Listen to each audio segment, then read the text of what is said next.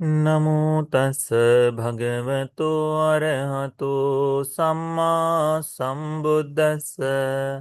नमो तस् भगवतो अरहतो सम्मा सम्बुद्दस्स। नमो तस् भगवतो अरहतो सम्मा सम्बुद्दस्स। साधु साधु साधु। पूजनीय कल्याण मित्र हमारे गुरु भंते जी के चरणों में हमारा कोटि कोटि प्रणाम। साधु साधु साधु। श्रद्धावान उपासक उपासिकागण, संयुक्त निकाय में निदान संयुक्त का हम लोग अभ्यास कर रहे हैं, जिसमें आज आहार वर्ग का दूसरा सूत्र मूल्य फग्गुन सूत्र पर हम लोग अभ्यास करेंगे। यह सूत्र श्रावस्ती निदान ही है। सावथी में ही जेतवन में रहते समय, अनाथ पिंड के आश्रम में रहते समय भगवान बुद्ध जी ने भिक्षुओं को उपदेशित किया हुआ सूत्र है। बड़ा सुंदर सूत्र है, इसे अच्छी तरह से समझने का अभ्यास करें। भगवान बुद्ध जी कहते हैं, चत्तारों में भिक्खवे आहारा। भिक्षु चार प्रकार के भोजन है। भूतानंग व सत्तानंग व ठितिया। जो सत्व है, जो जीवित है, उनके बने रहने के लिए, उनकी जीवन की स्थिरता के लिए। संभवेशी नंग व अनुग्रहाय। जो जन्म ले रहे हैं, जो गर्भ में है, जो अंडे में है, जो उत्पत्ति के रास्ते पर है, उनके लिए अनुग्रह करने के लिए यह चार आहार काम में आते हैं। कतमे चत्तारो, ये कौन से चार हैं? कबलिकारो आहारो, जो कॉल कॉल करके खाया जाता है वह। ओलारिको व सुखोमो, यानी जो घना हो या सूक्ष्म हो, तो जल स्वरूप से, द्रव्य स्वरूप से हो जाए, पेय जिसे कहते हैं उस तरह से, या फिर निवाला बनाकर जो खाते हैं ऐसा हो। हस्सो द्वितीयो, स्पर्श जो है ये द्वितीय आहार है, व्यक्ति को जीवित रहने के लिए आवश्यक है। मनोसंचेतना तृतीया, मन में जागने वाली जो चेतनाएं हैं ये तृतीय आहार है। और विज्ञानम चतुर्थं, विज्ञान जो है ये चौथा आहार है जीवन के लिए। इमे को भिक्खवे चत्तारो आहारा भूतानं व सत्तानं स्थितिया संभवेशीनं व अनुग्रहाया याति। भगवान बुद्ध जी कहते हैं कि भिक्षु ये चार प्रकार के आहार हैं जो सत्वों को, व्यक्तियों को स्थिरता के लिए, जन्म लिए जीवों को स्थिरता के लिए, तथा जो जन्म ले रहे हैं उनके अनुग्रह के लिए काम में आता है। तब ये भगवान बुद्ध जी ने उस समय उपदेश किया। एवं वुत्ते, जब भगवान बुद्ध जी ने ये धर्म का उपदेश किया, तब आयस्मा मूल्य फग्गुनो भगवंतं एतदवोच। तब मूल्य फग्गुन नाम के भंते भगवान बुद्ध जी को पूछते हैं, प्रश्न करते हैं। क्या पूछते हैं? ये विशेष है उपासक, इसको ध्यान में रखो। कौन खो भंते विज्ञानाहारं आहारे तीति। भगवान, ये जो विज्ञान का आहार है इसे कौन खाता है? जैसे अभी भोजन कर रहे हैं तो हम कह सकते हैं शरीर, ये भोजन शरीर कर रहा है ना। स्पर्श कर रहे हैं तो ये शरीर के लिए। तो ये जो भोजन है, ये विज्ञान वाला भोजन, ये कौन कर रहा है? क्या इस शरीर के भीतर में बैठा कोई है जो इसको भोजन में ग्रहण कर रहा है? ऐसा उसका चिंतन था। तो मौल्य फग्गुन बंते जी क्या पूछते हैं? कौन खो बनते विज्ञान आहारं आहारे तीति। ये विज्ञान का आहार कौन लेता है? भगवान बुद्ध जी कहते हैं, नो काल्लो पඤ्योति। यह उचित प्रश्न नहीं है। आहारे तीति अहं न वदामि। ये कौन अनुभव करता है, इसका भोजन कौन करता है, इसके बारे में मैं नहीं बताता, क्योंकि वो निरर्थक है। उसके बारे में बताने से ये विज्ञान आहार निरुद्ध हो जाए, हो ही नहीं सकता। ये विज्ञान आहार कौन करता है उसकी आवश्यकता नहीं। क्या कहते हैं भगवान? आहार एति चाहं वदे, यदि मैं कहूं कि इस आहार को कोई करता है, तब जो तुमने प्रश्न पूछा वो सही होगा। एवं चाहं न वदामि, पर मैं ये कौन करता है इसके बारे में नहीं बता रहा। मैं ये कह रहा हूं कि एवं मंग अवदंतं, यो एवं पूछे, जो मैं बता रहा उसके अनुसार तुमने ये पूछना चाहिए कि सनुखो भंते विज्ञानो आहारोति। कि भगवान, आहार का ये विज्ञान का आहार क्या है? ये विज्ञान के आहार से क्या बनता है, किस लिए ये विज्ञान आहार है, ये पूछना चाहिए तुमने। ठीक है। तो आत्मा वगैरह का जो भाव है भगवान उसे सिरे से ही खारिज कर देते हैं हमेशा ही। इसीलिए भगवान ने कहा कि ये विज्ञान आहार से क्या होता है, किस लिए ये विज्ञान आहार काम में आता है, उसे देखना है। वो ज्यादा जरूरी हो जाता है बोध के लिए करके भगवान बुद्ध जी बताते हैं। क्या कहते हैं भगवान? तत्र कलंग व्याकरणं, तब मैं उसका इस तरह से अर्थ बताऊंगा, उसका इस तरह से विस्तार करूंगा। क्या कहते हैं भगवान? विज्ञानाहारो आयतिं पुनः भवाभिनिभि निबत्तिया पच्चयो। ये जो विज्ञान आहार है पुनः भव के निर्मिति के लिए, पुनः भव निवृत्ति के लिए, निर्वाण होने के लिए, भव का निर्माण कौन करता है? तो विज्ञान करता है। तो विज्ञान जो आहार है, यह आहार किस लिए है? भव के निर्मिति के लिए है। यदि भव ही निर्माण न होगा तो कुछ हो सकता है क्या? नहीं। तो विज्ञान आहार न हो तो भव निर्माण नहीं होगा। तो विज्ञान का जो आहार है वह भव के निर्वृत्ति के लिए ही काम में आता है। तस्मिन् भूते सति सलायतन, उस भव, उसी के कारण छह आयतन उत्पन्न होते हैं और सलायतन पच्चया फस होती, और छह आयतनों के कारण स्पर्श उत्पन्न होता है ना। तो ये जो पुनः भव के लिए, यानी उसके होने से छह आयतन आते हैं, छह आयतन के कारण स्पर्श होता है करके भगवान बुद्ध जी मौल्य फगुनमंत जी को बताते हैं।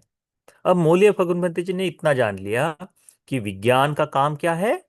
पुनः भाव के निर्मिति के, पुनः भाव के लिए हेतु बनना। ठीक है। और सलायतन के होने से स्पर्श उत्पन्न होता है। ठीक है। ये दो चीजें मूल्य फगुनमंत्री जी को समझ में आई। अब मूल्य फगुनमंत्री जी फिर पूछते हैं, कौन खो भंते फुस्सतीति, भंते इस स्पर्श को कौन कर रहा है, ये स्पर्श किसे हो रहा है? तो भगवान कहते हैं ये सही प्रश्न नहीं है जो तुमने पूछा है। किसे स्पर्श हो रहा है मैं ये नहीं कहता। यदि मैं ऐसा कहता कि किसी के स्पर्श हो रहा, किसी को स्पर्श हो रहा है, तो उसका उत्तर उस तरह से दिया जा सकता था। पर मैं ये नहीं कह रहा, मैं ये कह रहा हूं कि किंग पच्चयानुखो फस्सो भंते फस्सोति, किसके कारण से स्पर्श होता है, किसके कारण से स्पर्श होता है, ऐसा प्रश्न तुम्हें पूछना चाहिए करके। यानी ये स्पर्श किसे हो रहा है ये भी नहीं बताते। शुरुआत में इस देश में ऐसी दृष्टियां थी उस समय ही कि इस शरीर के भीतर, इन आंखों के अंदर एक जीव बैठा हुआ है, कान के अंदर एक जीव बैठा हुआ है, नासिका के अंदर एक जीव बैठा हुआ है, जो इन सबको लेता है, जो कठपुतली की तरह इसका संपूर्ण संचालन करता है। ऐसी ऐसी कल्पना, ऐसी कल्पना लोगों के मन में थी इस कारण से, और वो बड़ी आसानी से निकल नहीं रही थी, वो निकल नहीं रही थी। अभी यदि यदि किसी बिल्कुल नए आदमी को आज रोबोट दिखा दो जो काम करता है, तो वो क्या कहेगा? अच्छा, इसके शरीर के अंदर आत्मा होगी तभी ये रोबोट काम कर रहा है। एक दूसरे से जुड़कर काम कर रहा है ऐसा नहीं सोच सकेगा ना वो। किसी यंत्र के सहारे, किसी के सहारे वो उसमें जो डाटा फिट किया है उस तरह से नहीं, एक दूसरे पर निर्भरित होते हुए नहीं समझेगा ना वो। तो वैसा ही इस शरीर के बारे में कि नहीं, ये इतना सब बल रखता है, निश्चित ही इसमें कुछ ना कुछ हो सकता है, ऐसा भाव लोगों का रहा होगा। इसीलिए ये जो मूल्य फगुनमंत्री जी पूछते हैं कि ये स्पर्श किसे हो रहा है करके, किसे हो रहा है स्पर्श? हम्म। आंख का स्पर्श अलग है, कान का स्पर्श अलग है, नासिका का स्पर्श अलग है, जिह्वा का स्पर्श अलग है, शरीर का स्पर्श अलग है, मन का स्पर्श अलग है। तो ये किसे हो रहा है? तो भगवान कहते कि किसे हो रहा है ये मैं कभी नहीं बताता। मेरे धर्म के उद्देश्य में ये नहीं आता कि किसे हो रहा है। मैं ये बताता हूं कि किंग पच्चयानुको भन्ते फस होती। तुमने ये प्रश्न पूछना चाहिए कि किसके कारण ये स्पर्श होता है करके। तब उस तरह से जो प्रश्न पूछो तो वो सही होगा। उसका उत्तर इस तरह से जाएगा, तत्र कलंग वैयाकरणं। तब यह प्रश्न का इस तरह से उत्तर दिया जाएगा, क्या? सलायतन पच्चया फस्सो, फस्स पच्चया वेदना। छह आयतनों के होने से स्पर्श होता है, स्पर्श से वेदनाएं उत्पन्न होती है। छह आयतन से स्पर्श, ये छह आयतन जहां तक है वहां तक क्या होगा? स्पर्श होगा। ये छह आयतन जहां तक है, उस छह आयतनों से ही स्पर्श की उत्पत्ति होती है। यदि छह आयतन नहीं है तो स्पर्श की उत्पत्ति नहीं हो सकती। यानी आयतनों के होने से ही, यह छह इंद्रियां होने से ही स्पर्श है। यदि ये इंद्रिय न हो तो स्पर्श नहीं होगा, तो स्पर्श नहीं होगा। फिर भगवान कहते हैं कि फस्स पच्चया वेदना। स्पर्श के कारण क्या होता है? वेदनाएं उत्पन्न होती हैं, वेदनाएं उत्पन्न होती है। तो यहां फिर भगवान को मौलिय फगुन मंत्री जी पूछते हैं, कोनु खो भंते वेदयीति। भगवान, ये वेदनाओं को कौन भोगता है? किसे ये वेदनाएं महसूस होती है?